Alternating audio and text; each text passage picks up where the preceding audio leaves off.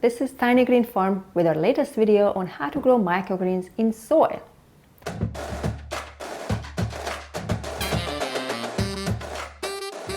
Microgreens are not that hard to grow once you understand their basic requirements and how they are different from larger plants.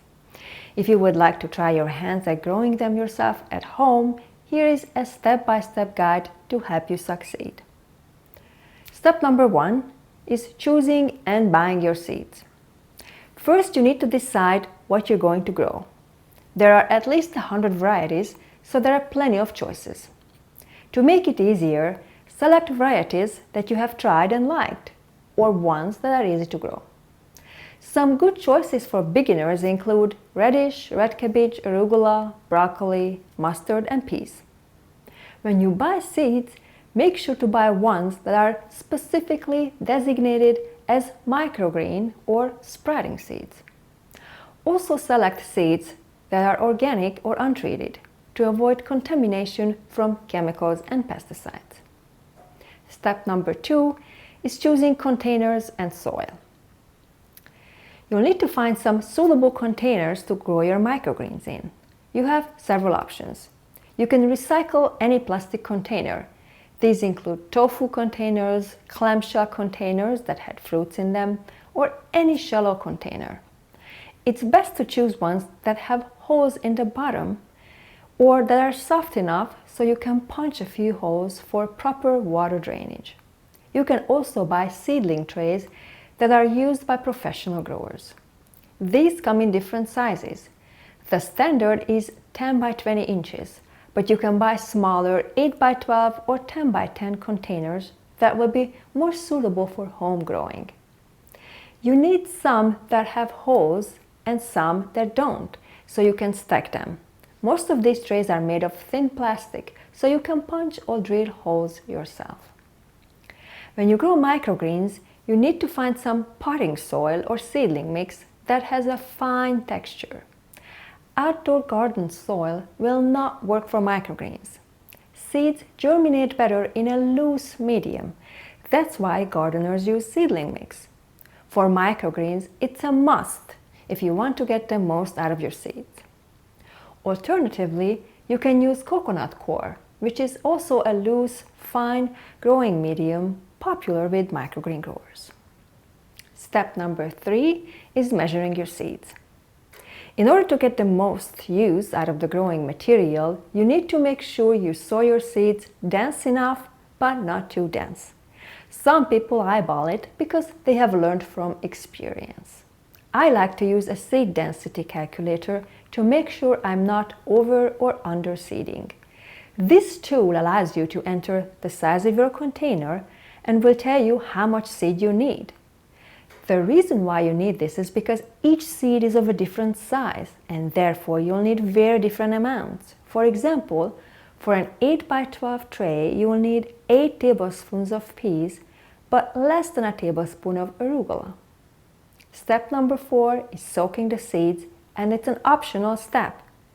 While most seeds can be sown directly, some benefit from soaking overnight for 12 hours to increase germination rates. Peas and other legumes that have large seeds benefit the most, as well as sunflower seeds. Step number 5, to sow the seeds. Now that you have your containers, growing medium and seeds, it's time to start sowing. Place your containers with the holes inside the containers without the holes. First, fill up your trays with about ½ inch to 1 inch of potting soil. If there are any large particles in your soil, pick them out. Otherwise, they'll interfere with the growing of your small seeds. Smooth and pat the soil so the surface is evenly flat. If it's not, the seeds will roll into the indentations, creating clusters. Lightly water the soil so it's moist thoroughly but not soggy. Then sprinkle your seeds over the soil. You can use a spoon or a spice jar with holes. Try to sprinkle the seeds as evenly as you can so there are no clumps or gaps. If there are gaps, you can use your hands to spread out the seeds more evenly. Using a spray bottle, spray water over the top of the seeds to moisten them. Step number 6 is covering the seeds. Seeds need dark to germinate, so you need to cover them for a few days. There are several methods for this. You can cover them lightly with the potting soil.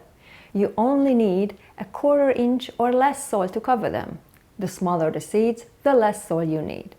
You can also use paper or cloth towels to cover the seeds. You'll need to moisten the towel and keep it moist until you uncover the seeds. If you're using standard growing trays, you can flip a tray over and place it on top of the filled tray. This will make it easy to keep checking on the germination process. Some people like to stack their trays, including me. This works well if you are sowing in multiple containers and they are uniform in size, such as the standard seeding trays. You simply place the sow trays on top of each other and cover the top one with an empty tray or towel. You can stack 3 to 5 this way. I like this method because it eliminates the need for extra soil or paper towels to cover the seeds, and it saves you some space until you need to unstack the trays. Most seeds will tolerate stacking except for delicate ones such as amaranth. You can place these on the top.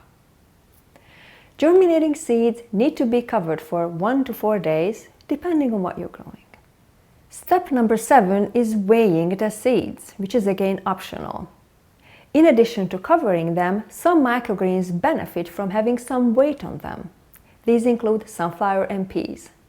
The weight will encourage the roots to go into the soil and not upward. The easiest way to do this is to use the stacking method I mentioned earlier and place other microgreen trays on top of the peas and sunflower seeds. Alternatively, you can cover them with cardboard and place a book or some other weight on top. Step number 8 is checking your microgreens daily and watering the germinating seeds. Seeds need warmth and moisture to germinate. If you let them dry out, it might be too late. However, if you have properly watered the tray during sowing, you won't need to add much water during germination.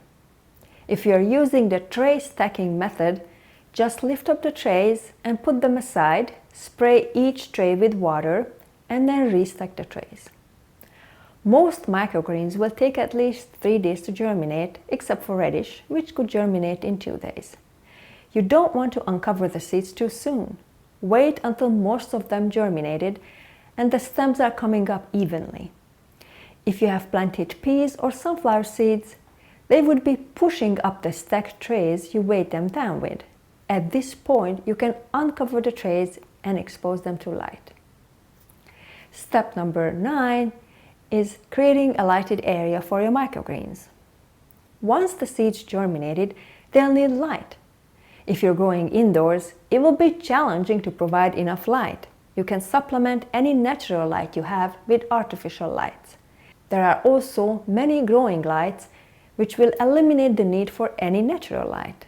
Grow lights provide the most flexibility as to where you can grow, and even your basement can be turned into a mini farm. Step number 10 is watering the trays. Watering during the growing stage will be different from watering during the germination stage. The growing microgreens will need more water. However, it's not recommended that you water most of the greens from the top, especially if you're growing indoors with not enough ventilation. If you don't have any other options, you can water with a watering can from the top. But this could increase the growth of mold on the surface of the soil or the microgreens. Watering from the bottom is the best method. If you have doubled up your trays, you can simply pour the water into the bottom tray. You can gently lift up the top tray and add some water, and then replace the tray. The soil will soak up the water through the holes of the top tray. Depending on the temperature, sun exposure, and humidity levels, you will need to water every day or every other day. It's good to check on your microgreens at least once a day. Step 11 is harvesting the microgreens. After 5 to 20 days, your microgreens will be ready to harvest. You want to harvest microgreens when they are dry, so that they would keep longer. So don't water the trays 12 or 24 hours prior to harvesting.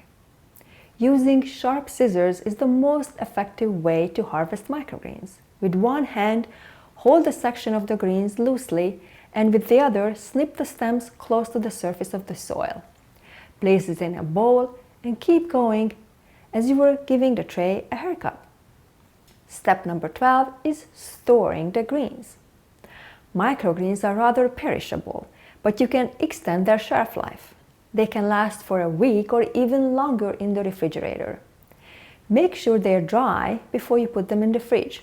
Moisture encourages the growth of bacteria, so don't wash them until you are ready to eat them.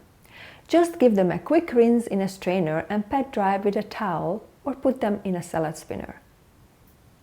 Put the microgreens in the refrigerator right after you harvested them. Store them in a sealed plastic bag or a reusable container. Put them in the coolest part of your fridge.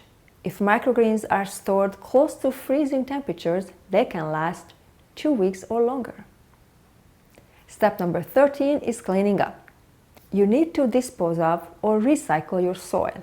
If you have a garden, you can dump the used soil in your yard and the microgreen roots will decompose and nourish your garden.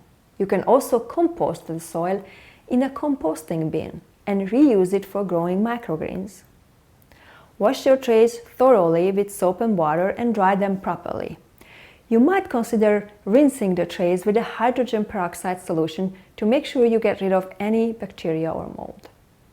Also properly wash your scissors and growing surface to get rid of any dirt and plant material. That's all it takes to grow microgreens. If you have grown anything else before, most of these steps will be familiar and you only have to learn a few more. It's really not that hard, and you can easily succeed at first try if you follow the steps above. Good luck! Thanks for watching, and please check out our website at tinygreenfarm.com and subscribe and like this video.